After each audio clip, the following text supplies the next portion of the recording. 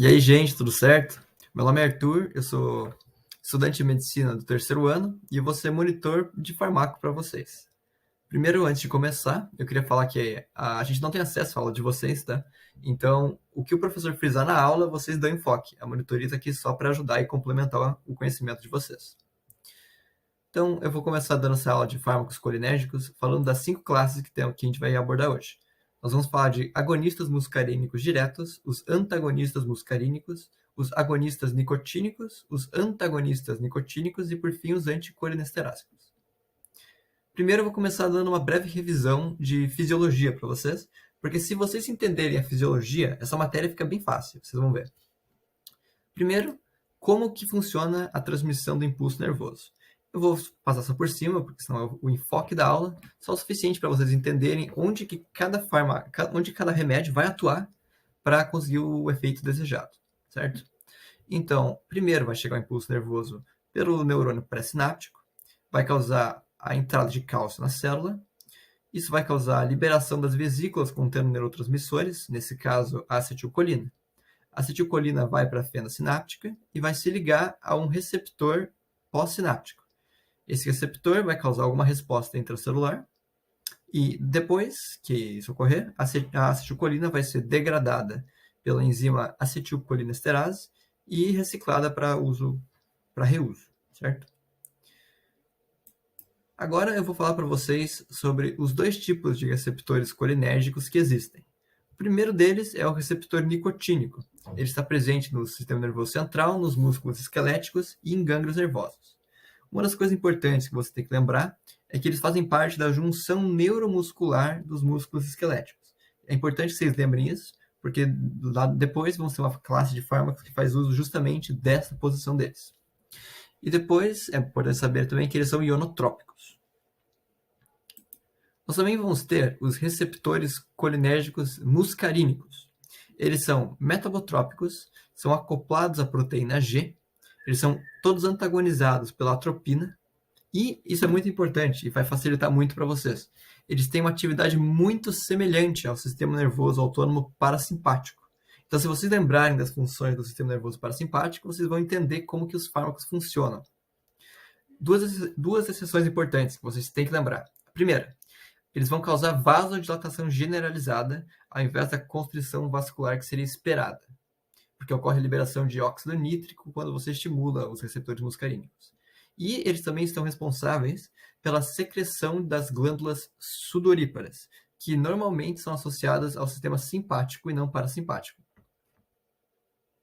Então, a associação do sistema parasimpático e dos receptores muscarínicos. Quando vocês pensam no sistema nervoso parasimpático, vocês têm que lembrar de um cara relaxando, assim, que acabou de comer, entendeu? O que o cara que está relaxando, acabou de comer, sente? Ele está com batimentos cardíacos reduzidos, ele está com diminuição da frequência de débito cardíaco, ele está fazendo digestão, então ele está com aumento do peristaltismo, ele vai estar estimulando as secreções dele para a digestão, por exemplo. Então, lembrem desses detalhes que você vai conseguir associar bem.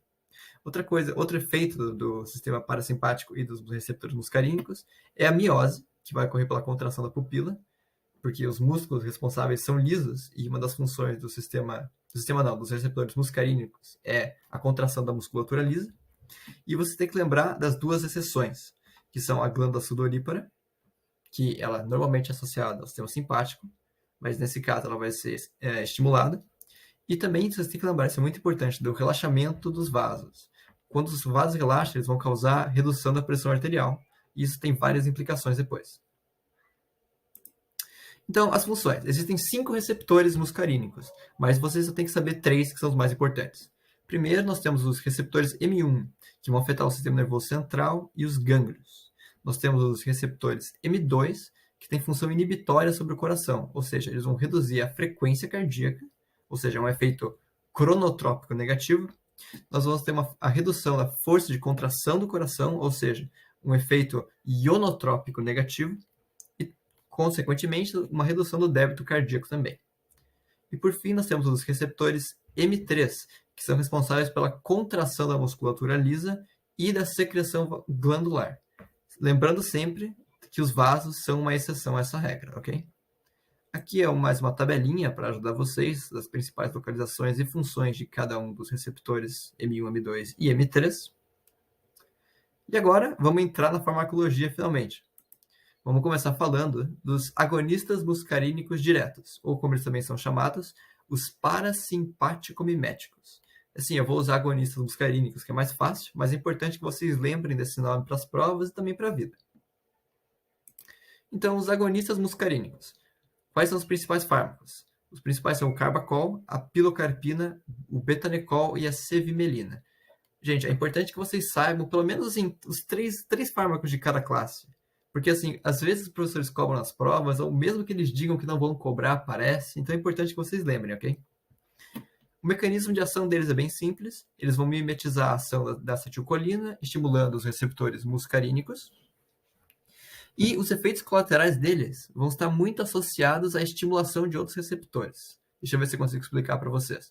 Cada fármaco vai ser mais seletivo, normalmente eles são mais seletivos para algum receptor. Por exemplo, deixa eu voltar aqui para vocês.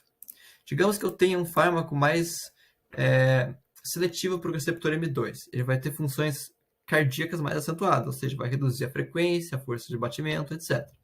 Mas ele também vai afetar alguns outros receptores, digamos, o M3, por exemplo, que vai causar contração da musculatura lisa, o que pode levar a náuseas ou a diarreia, entendeu? Então vamos voltar aqui para os efeitos colaterais. Como vocês podem ver, os principais efeitos colaterais dessa classe são diarreia, associada ao receptor M3, náusea, associada ao receptor M3, a miose, que está relacionada também ao receptor M3 pela contração da musculatura lisa. Eles causam emergência urinária, diaforese, que diaforese é sudorese excessiva, causada pela aquela exceção que eu comentei da glândula sudorípara. Broncoconstrição, isso é bem importante, que é causada também pelo receptor M3. E ele atuaria aqui no mecanismo de ação deles, ele atuaria no 4 ali, na ligação ao receptor. O uso clínico deles, vou ser bem sincero para vocês, eles não são muito usados atualmente. Mas a pilocarpina é usada para o tratamento do glaucoma, que ela acaba reduzindo a pressão intraocular. E também temos a pilocarpina e a cevimelina como sendo usadas para o tratamento de pacientes com a boca e os olhos secos, porque eles vão estimular a secreção glandular. Agora vou falar para vocês dos antagonistas muscarínicos, ou como eles também são chamados, os parasimpaticolíticos. Importante saber o nome também. Então, como é que vocês vão lembrar dos efeitos?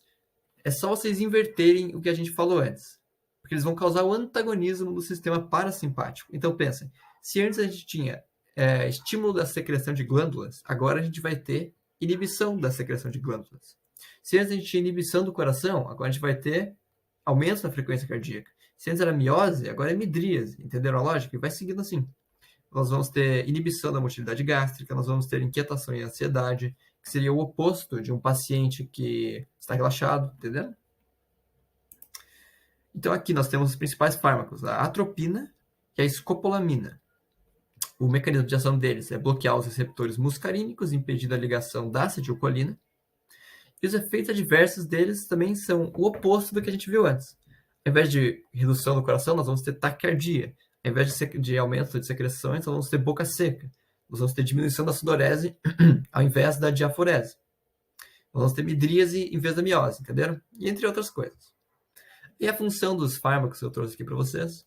A atropina ela é usada muito na anestesia, para redução das secreções pulmonares, da salivação, que facilita a intubação. E a escopolamina ela é usada muito pelos gastros como antiemético e anticinetótico. Agora, os agonistas nicotínicos. Ser bem sincero para vocês, não tem muito o que falar sobre os agonistas nicotínicos, porque eles são muito pouco usados atualmente. Então, às vezes, eles são usados para o tratamento da nicotina, da dependência da nicotina, mas, no geral, vai ficar por isso mesmo. Agora, os antagonistas nicotínicos, ou também chamados de agentes despolarizantes. Os principais exemplos são o atracúrio, o vecurônio e o pancurônio. Eles vão atuar como antagonistas da acetilcolina, impedindo a ligação dela com o receptor. E o uso clínico deles é muito da anestesia. Eles vão causar relaxamento muscular para facilitar a intubação e a ventilação. Uma coisa interessante, inclusive, é que às vezes a cirurgia acaba antes do efeito do remédio.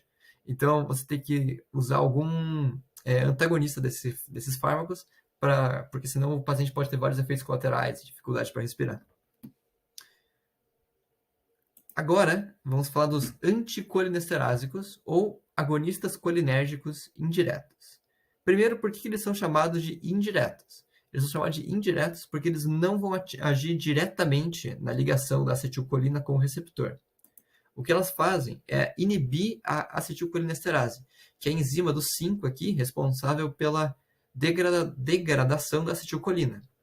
Quando você inibe essa enzima, você causa um acúmulo de acetilcolina na fenda sináptica, o que vai causar uma hiperestimulação dos receptores.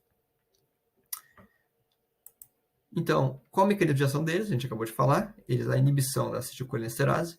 E aqui que entra aquilo que eu comentei lá no começo sobre a localização dos receptores nicotínicos. Como eles estão na junção neuromuscular, quando você aplica um anticolinesterase, você vai causar acúmulo da acetilcolina na fenda, né? E um aumento da força e da contração dos músculos por esse estímulo repetitivo. Esse efeito é muito útil para tratamento de doenças como a miastenia graves, que é uma doença que causa redução do número de receptores pós-sinápticos musculares.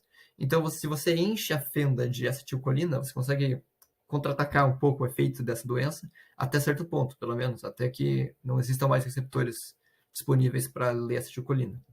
E elas também são muito usadas na reversão dos antagonistas da nicotina, que a gente já falou aqui, ó, que são os relaxantes musculares.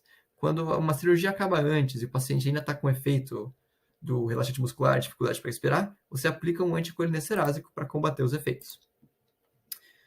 Outra coisa importante para comentar com vocês é que os anticolinesterásicos são subdivididos em duas classes. Os reversíveis, nos quais temos como exemplo a fisostigmina e a neostigmina, e também os irreversíveis, nos quais temos o ecotiofato e os organofosforados, que alguns de vocês já devem ter ligado, que fazem parte também de agrotóxicos e pesticidas.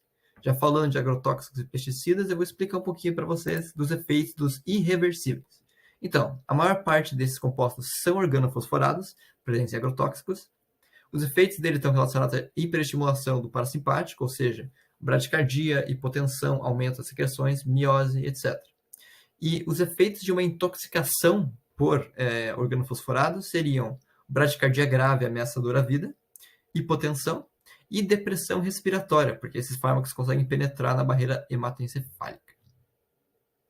Então, o último, para terminar a aula, eu queria só trazer um adendo para vocês, que é a toxina botulínica. A toxina botulínica é outra substância que vai interagir com o sistema parasimpático e a liberação de acetilcolina. Mas o mecanismo dela é um pouco diferente. Ele vai atuar destruindo as proteínas de fusão pré-sinápticas, o que impede a liberação de acetilcolina na fenda. O efeito disso é um relaxamento muscular e paralisia muscular. Isso é muito usado, assim, principalmente na indústria estética, no Botox, né, para redução de rugas.